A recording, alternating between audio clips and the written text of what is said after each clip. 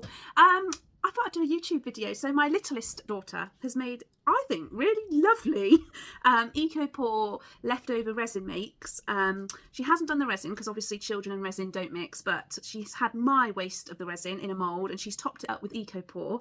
And I have to say, they've come out so good. I'm going to give you a close look in a minute. But she wants to make one each for her school friends. And so she's asked me to finish them off with a design on top. And I don't really have much time. But I thought I'd give it a go at stamping on eco-pour to see the results that we're going to get. So I thought we could do that together. If I get this wrong, I'm in big trouble. I don't think I can replicate these. They are just so beautiful. So beautiful. Let me turn the camera around. So this is my resin leftovers that are in a mould, and she's just simply come on in with the teeniest, tiniest helping of Vern Teal eco-pour, and she's just topped them up.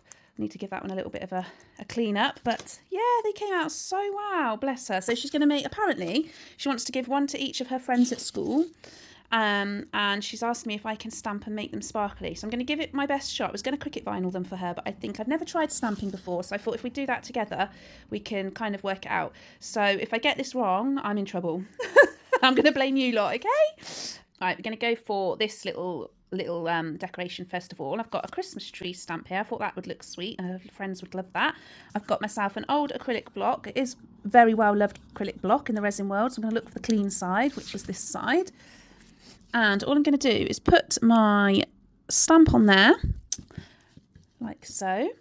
Now I am using an ink pad, which is the Ranger Archival ink, because it is permanent and waterproof, and that is really important, because if you want to seal your pieces afterwards with bloom finish or whatever you've got, you can do so. So it does make a bit of a mess around the edge, so just be careful. I am a bit of a messy artist, as you'll get to know. I'm just going to give it a really good load. And you can test it first. I've got some paper down, so I thought I'll test. Look at that. Super cute. So that looks good to me. I'm going to just load it up again. Less is more, but not in the art world. Okay. So with the clear blocks, you can see where you're pushing. So I'm just going to line that up by looking directly above it, get it in the centre, and then I'm going to give it a good steady press. Wow, that came out so good. I'm feeling confident. I think I'm going to pull it off. I think she's going to be happy. Okay, let's find another design. Before I get another design, I am just going to use a wet wipe just to give my little stamp a clean before it goes back in to the folder. So I have found this little elf, and I got these stamps quite a while ago, guys, in the papercraft magazines that you can get in the magazine sections in WH Smith's, Tesco's, Asda. The card making magazines, you often every month get a free sleeve of stamps. So I don't know the brand of stamp. This was a free one, but there's lots for sale now that you can get in the magazines. My ink pad is running low. I need to top it up, which is why I'm being a bit aggressive with the positioning and layering it up. So I've got my little elf labelled inked up. I'm going to pick this one. Now this is a test because this is resin as well, and I don't know how this is going to perform on resin, so I'm going to give it my best shot. I'm going to very carefully be mindful that it might slip a bit. Wow! Oh, I don't know, these are bringing me so much joy. I'm so in love. I'm hoping that dries. It really should do. It should print on most surfaces, so we'll give it a test, but we do need to give it a fair test, so I will leave it for a little bit and show you at the end that it's dried successfully. I hope it does, because I've got plans for the rest. I thought we'd look together. This is my very, very messy folder where I've just chucked them in with no nice organisation at all. We use them a lot in workshops and I run out of time and I just chuck them in and hope for the best. This folder itself is supposed to divide everything and have it all lovely, but yeah, it's got destroyed. The folder is from Crafter's Companion if ever you fancy storing all your bits and bobs. So we're looking for Christmassy ones. I really love these beautiful trees and reindeers and stuff like this, but I just don't think that's suitable for Molly's friends, the children. So there's a little snowman there. I think we'll keep him. I have a snowman, a hand, and the little church. I love that stamp. I've used it a lot. It's a little church. These little ones are great, but they're a bit too big for the baubles and not very Christmassy. Got little cats. Let me find a few and come back. Okay, so I've got this little snowman. Look at him. He's so cute. And the words Xmas. So I'm going to put that above him as if he's throwing that up into the air. We're going to do Molly's bauble, this one. She's got a bit of purple in there. That's cool. And yeah, shallow pours like this with Eco Pour are fragile. So do always consider using my glass strands. I'll put a little picture here. That you can reinforce them. It makes it a fiddly make, but if you're making something precious or you're selling it in your shop, you're going to want to make sure that it stands the test of time. And any concrete composite medium, such as Jesmonite, Eco Pour, all of them, they're shallow. If they're super, super shallow, they risk breaking, especially when these ones are going to go into children's hands. I will have to make sure Molly pops a little note in telling them to be very careful with them. They haven't got the fabric strands in them, these ones, but in the future, if you want to just make sure that's what you're going to use. So let's give this a little test. It's a double whammy. We're going to go for it, guys. We're going for it. Deep breaths. Keeping very still. Please be fine. Please be fine. Oh, yay. That is so fun. Wow, I think I found something really fun, and I think this is a really good craft with the children as well. This might be something you do with children if you've got some crafting time coming up with them. Right, let's have a little look. I did find this one. I can't make out what it says. Something North Pole. Welcome to the North Pole. Let's give it a go. Have we got one that's going to fit it? Oh, that's not good.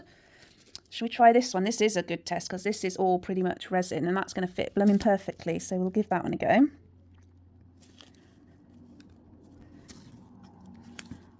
Way up, oh no, got it on my...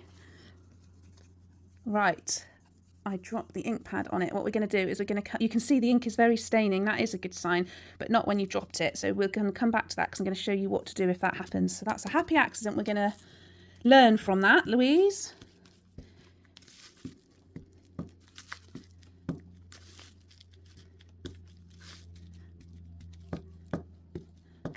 I will top my ink pad up for the next time. Just get the excess off. I'm very aggressive with this ink today, only because I'm aware that it's running low. Make sure your hands, if you've got it on your hands, that you're careful when touching your piece. Okay.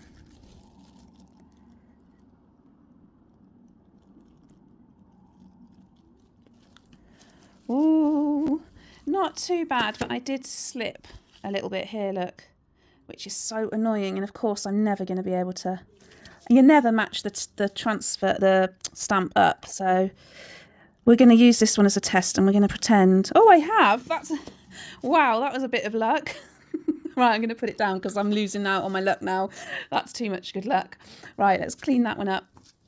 That was a bit of a fluke, guys, but we're going to move on as if nothing happened. Right, and I've got, oh, that's my favourite one that I've ruined, which I'm going to come back and unruin. This one is very pretty. I was thinking Santa, but he looks like he's a bit too big. Oh, Santa. Let me see. I wonder whether to do another North Pole, actually, because I do like that stamp, and I think I've not given it the best show off. So I'm going to go again with this North Pole one on and hope that I can actually nail it this time. You can buy refillable ink bottles to refill your stamps up, guys, if they start to run low. I've just run out. I don't know, actually. I did have some somewhere. I don't know. You'll never find it in this in this craft room. Okay, we're going again. Steady. Deep breaths. It's like I'm performing surgery.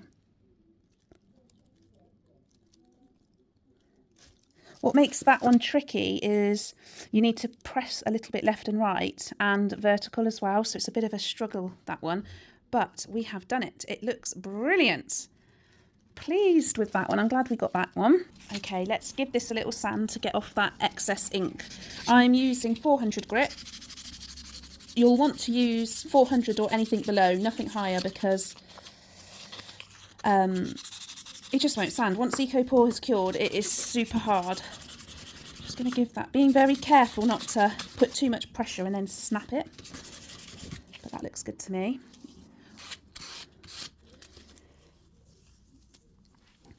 Perfect. That looks good to me.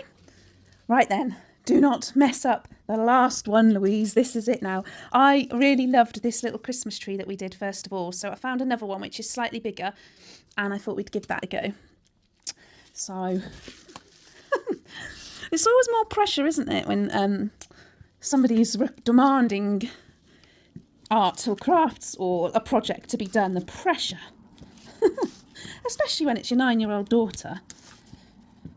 I can't let her down. Okay, give it a little wipe. I find if I can at least be a little bit clean, I'm going to have the best chance of success. Okay. Deep breaths.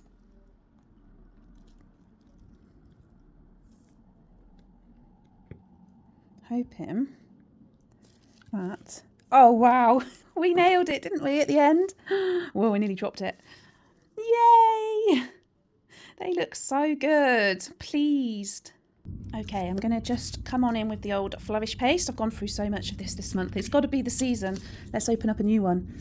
Snowflake's been restocked. So you do have to give your flourish paste a stir. And don't be scared about that yellow binder in there. That is actually, ironically, a UV preventative to stop it going yellow.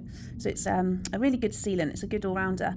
So give it a good stir. Gravity makes the pigment and the sparkles separate. Sorry about that noise. There's an aeroplane flying over. So this stuff, always wear gloves, not because it's going to hurt you, but because if you have your nails done, it is going to damage your nails. I am actually due some new nails, so I'm not too worried, but I'm just going to pop on some sparkles.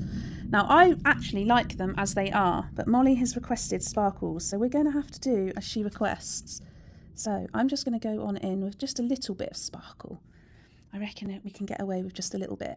I might put some hints of sparkle at the bottom there, so the tree looks like it's in snow.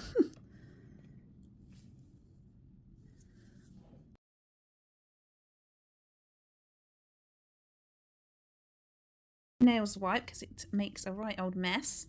I'm just going to come on in with a little bit of nippy, just a little bit. Is it still sticky? I don't think it is. It's quick drying. Let's put a little bit, just a little bit. I know she's going to love that. Nippy's going to really do these justice as well. Ah, they look so good. I love this one. I feel like I might put a little bit of nippy around the bottom here as well. I mean, the possibilities with glitter are never ending, aren't they?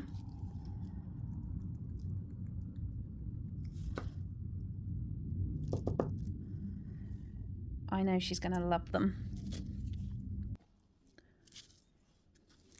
So I think we are pretty much done. I've just got some ribbon. This is where I drop it now and ruin all of them.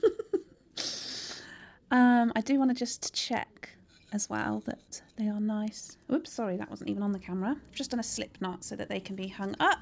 But this was our elf that we did first, and I just want to check. Let's use a finger that's semi-clean. That's it. So about 10 minutes after we started, so give them a good chance to set, but that ink definitely does set on there. So how cool are they? I'm so pleased. This one, he is my absolute favourite. I'm wondering if I can keep that one. Thanks guys, thanks for watching. Thanks for giving me a follow as well. I really, really appreciate that.